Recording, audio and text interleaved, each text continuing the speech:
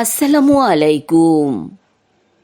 আজ 20 আগস্ট 2025 খ্রিস্টাব্দ, 5 ভাদ্র 1432 বঙ্গাব্দ, 25 সফর 1447 হিজরি বুধবার। সংবাদ পাঠ করছি কাজী সেলিনা হোসেন। প্রথমেই শুনবেন সংবাদ শিরোনাম। সরকারি কর্মচারীদের জন্য সুখবর। বেসরকারি প্রতিষ্ঠানে 41,000 শিক্ষক নিয়োগ। বিনা খরচে শ্রমিক নেবে মালয়েশিয়া। আজ বিশ্ব মশা দিবস। বরগুনায় নতুন করে ডেঙ্গুতে আক্রান্ত আরও 30। পিরোজপুরে কিশোরীর আত্মহত্যা। সমুদ্র বন্দরে 3 নম্বর সতর্ক সংকেত। মাইকিংয়ে রেকর্ড করা হয় লোকবেতারে। শুনলেন সংবাদ শিরোনাম, এবার বিস্তারিত। কর্মচারী কল্যাণ বোর্ডের প্রস্তাব ও অর্থ মন্ত্রণালয়ের সম্মতির পর সরকারি কর্মচারীদের চিকিৎসার অনুদান মঞ্জুরির হার পুনর্নির্ধারণ করা হয়েছে। জনপ্রশাসন মন্ত্রণালয় গতকাল এ সংক্রান্ত প্রজ্ঞাপন জারি করেছে। প্রজ্ঞাপন অনুযায়ী জটিল ও ব্যয়বহুল রোগের চিকিৎসা অনুদান 2 লাখ থেকে বেড়ে 3 লাখ টাকা করা হয়েছে। সাধারণ চিকিৎসা অনুদান 40,000 থেকে বাড়িয়ে 60,000 টাকা করা হয়েছে। দাফন অথবা অন্ত্যেষ্টিক্রিয়া অনুদান কর্মচারীর ক্ষেত্রে 30,000 টাকা থেকে বাড়িয়ে 50,000 টাকা এবং পরিবারের সদস্যদের ক্ষেত্রে 10,000 টাকা থেকে বাড়িয়ে 20,000 টাকা করা হয়েছে। যৌথ বীমার এককালীন অনুদান 2 লাখ টাকা থেকে বাড়িয়ে 3 লাখ টাকা এবং মাসিক কল্যাণ ভাতা অনুদান 2,000 টাকা থেকে বাড়িয়ে 3,000 টাকা করা হয়েছে। বেসরকারি শিক্ষা প্রতিষ্ঠানে শিক্ষক নিয়োগের 6ষ্ঠ গণবিজ্ঞপ্তির সুপারিশের ফল প্রকাশ করা হয়েছে। সুপারিশ পেয়েছেন 41,627 জন প্রার্থী। পুলিশ ভেরিফিকেশন চলমান অবস্থায় অস্থায়ী ভিত্তিতে নিয়োগের জন্য সুপারিশ করা হয়েছে। আগামী 18 সেপ্টেম্বরের মধ্যে সুপারিশপ্রাপ্ত প্রার্থীর অনুকূলে সংশ্লিষ্ট শিক্ষা প্রতিষ্ঠান নিয়োগপত্র দেবে। সুপারিশপ্রাপ্ত প্রার্থীদের নিয়োগপত্র প্রাপ্তির 7 কার্য দিবসের মধ্যে সংশ্লিষ্ট শিক্ষা প্রতিষ্ঠানে যোগ দিতে হবে। নির্ধারিত সময়ের মধ্যে নিয়োগপত্র না দিলে প্রার্থীর অভিযোগের ভিত্তিতে প্রতিষ্ঠান প্রধান ও ম্যানেজিং কমিটি বা গভর্নিং বডির বিরুদ্ধে বিধি অনুযায়ী ব্যবস্থা নেওয়া হবে।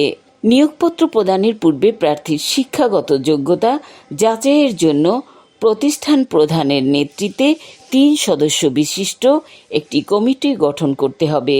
শূন্যপদের তথ্য ভুল প্রদান, যোগ্যতা যাচাই ছাড়া যোগদানপত্র গ্রহণ বা প্রতিষ্ঠানের কোনো আইনি জটিলতার কারণে কোনো সমস্যা হলে তার সম্পূর্ণ দায়ভার সংশ্লিষ্ট প্রতিষ্ঠানকে বহন করতে হবে।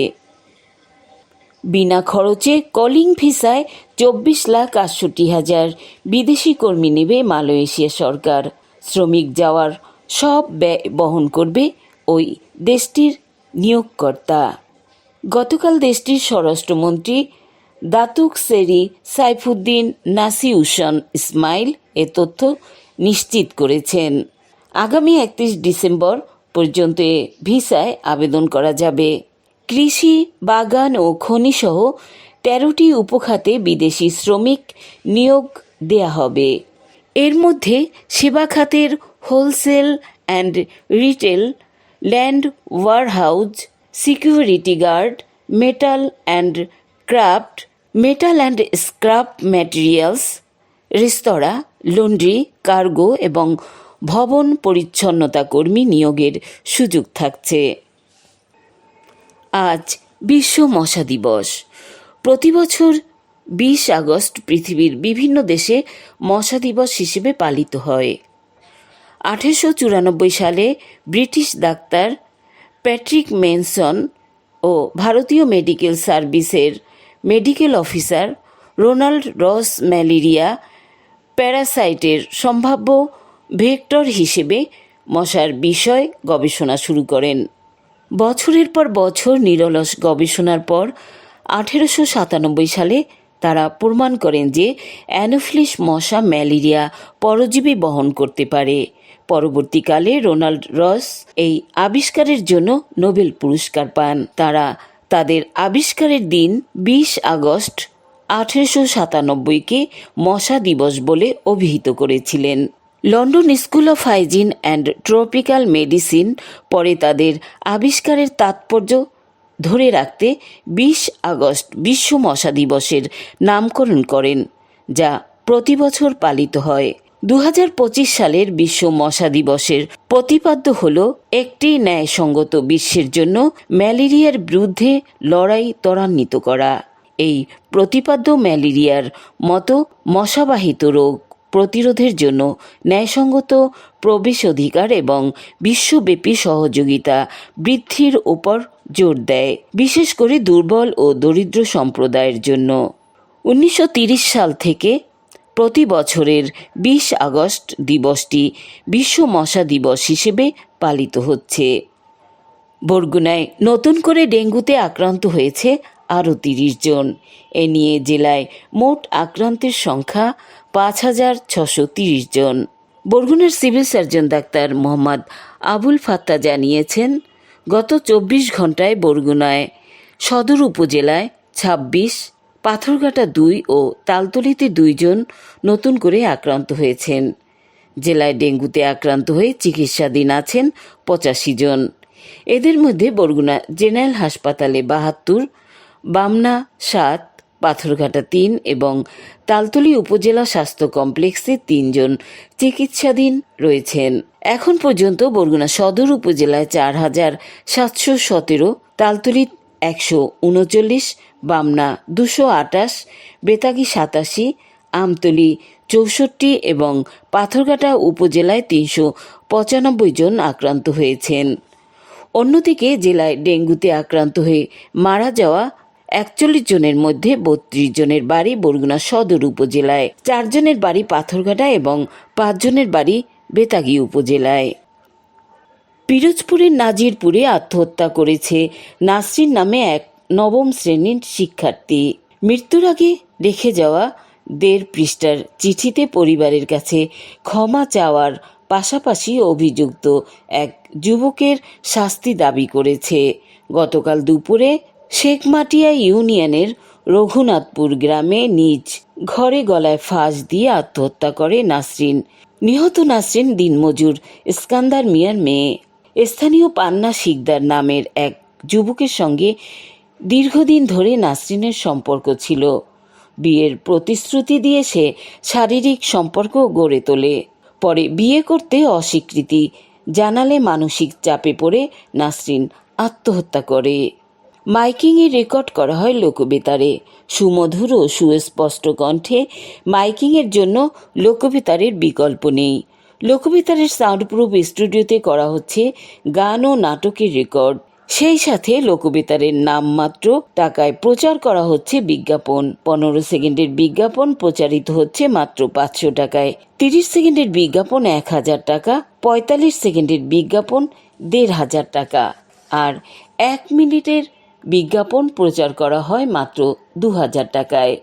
নির্ধারিত টাকার বিনিময়ে প্রতিদিন কমপক্ষে 5 বার করে পুরো 1 মাস বিজ্ঞাপন প্রচার করা হবে। মাইকিং ও বিজ্ঞাপনের জন্য যোগাযোগ করবেন 017755664445 নম্বরে। এবারে শুনবেন আবহাওয়ার খবর। সক্রিয় মৌসুমি বায়ুর প্রভাবে উত্তর বঙ্গোপসাগরে সঞ্চালনশীল মেঘমালা তৈরি অব্যাহত রয়েছে। মৌসুমি বায়ু বাংলাদেশের উপর মোটামুটি সক্রিয় ও উত্তর বঙ্গোপসাগরে প্রবল অবস্থায় রয়েছে। চট্টগ্রাম, কক্সবাজার, মোংলা ও পায়রা সমুদ্র বন্দরকে 3 নম্বর স্থানীয় সতর্ক সংকেত দেখাতে বলা হয়েছে। উত্তর বঙ্গোপসাগর ও গভীর সাগরে অবস্থানরত মাছ ধরার নৌকা ও ট্রলারকে পরবর্তী নির্দেশ না দেয়া পর্যন্ত উপকূলের কাছাকাছি এসে সাবধানে চলাচল করতে বলা হয়েছে।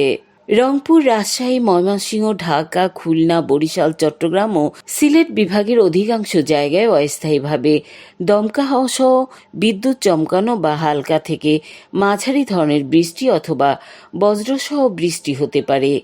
আজ দেশের সর্বোচ্চ তাপমাত্রা ছিল রাজশাহীতে 35.2 ডিগ্রি সেলসিয়াস এবং সর্বনিম্ন তাপমাত্রা ছিল নিকলিতে 24.8 ডিগ্রি সেলসিয়াস। বরগুনার সর্বোচ্চ তাপমাত্রা 32.2 ডিগ্রি সেলসিয়াস, সর্বনিম্ন 25 ডিগ্রি সেলসিয়াস। আগামীকাল সূর্যোদয় হবে ভোর 5:35। সংবাদ শেষ করার আগে শিরোনামগুলো আবার পড়ছি। সরকারি কর্মচারীদের জন্য সুখবর। বেসরকারি প্রতিষ্ঠানে 41,000 শিক্ষক নিয়োগ। বিনা খরচে শ্রমিক নেবে মালয়েশিয়া। আজ বিশ্ব মশা দিবস। বরগুনায় নতুন করে ডেঙ্গুতে আক্রান্ত আরও 30। পিরোজপুরে কিশোরীর আত্মহত্যা। সমুদ্র বন্দরে 3 নম্বর সতর্ক সংকেত। মাইকিংয়ে রেকর্ড করা হয় লোকবেতারে। সংবাদ শেষ করার আগে জানিয়ে দিচ্ছি লোকবেতারে সংবাদ জানানোর মোবাইল নম্বর। আপনার এলাকার গুরুত্বপূর্ণ সংবাদ জানাতে ফোন করুন 017755664445 নম্বরে। আর লোকবেতারের সাথে যুক্ত হয়ে গান শুনতে চাইলে SMS করুন 01782973478 নম্বরে। মোবাইল করবেন 0195943855 নম্বরে। বিশ্বের সব জায়গা থেকে শুনতে পারবেন লোকবেতার। লোকবেতার FM.org ওয়েবসাইটের মাধ্যমে শুনুন সরাসরি অনুষ্ঠান। সংবাদ পাঠ এখানেই শেষ করছি।